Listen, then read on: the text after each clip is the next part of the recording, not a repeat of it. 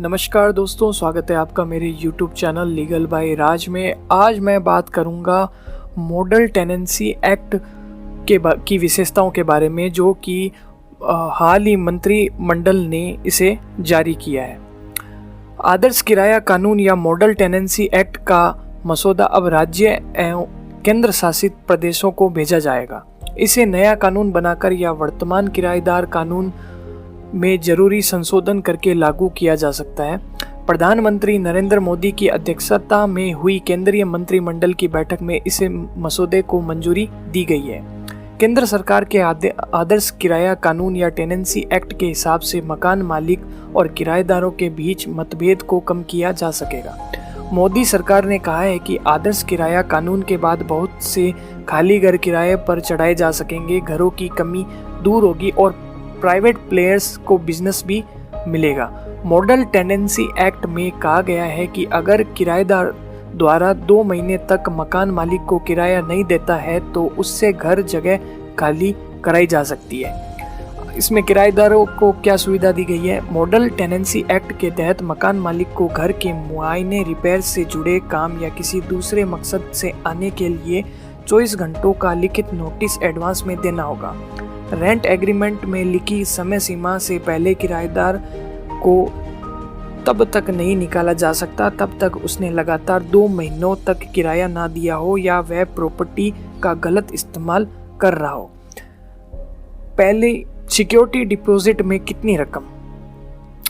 किराएदार पर घर लेने के मामलों में सिक्योरिटी डिपॉजिट पर अक्सर विवाद होता है। नए टेनेंसी मॉडल में साफ कहा गया है कि रेजिडेंशियल बिल्डिंग के लिए सिक्योरिटी अधिकतम 2 महीने का किराया हो सकता है, जबकि नॉन रेजिडेंशियल जगहों के लिए अधिकतम 6 महीने का किराया होगा। दूसरी विशेषता है जगह खाली कराने का क्या है प्रावधान।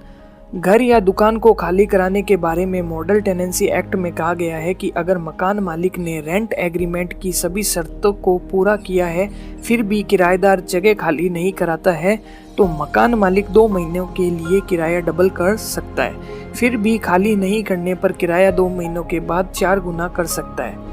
मकान मालिक की शर्त में जगह खाली करने से पहले नोटिस देना शामिल है।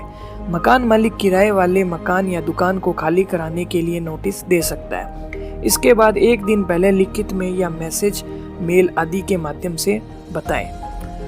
तीसरा, किराया कानून से क्या फायदा है? केंद्र सरकार का मानना है कि मॉडल टेनेंसी एक्ट से मकान मालिक और किराएदारों के बीच विवाद में कमी आएगी।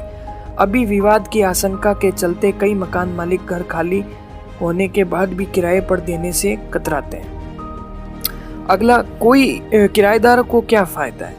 कोई किसी की प्रॉपर्टी पर कब्जा नहीं कर सकता। मकान मालिक भी किराएदार को परेशान कर घर खाली करने के लिए नहीं कह सकता। इसके लिए जरूरी प्रावधान बनाए गए हैं। घर खाली कराना है तो मकान मालिक को पहले नोटिस देना होगा।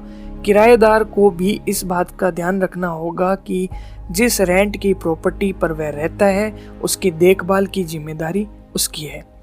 अगला, विवाद का निपटारा कहाँ होगा? मकान मालिक और किराएदार के विवाद का निपटारा रेंट अथॉरिटी में होगा। रेंट अथॉरिटी बनने के बाद मकान मालिक और किराएदार अथॉरिटी के सामने पेश होकर रेंट एग्रीमेंट करेंगे। दोनों पक्षों को एग्रीमेंट होने की तारीख से 2 महीने के अंदर रेंट अथॉरिटी को सूचना देनी होगी।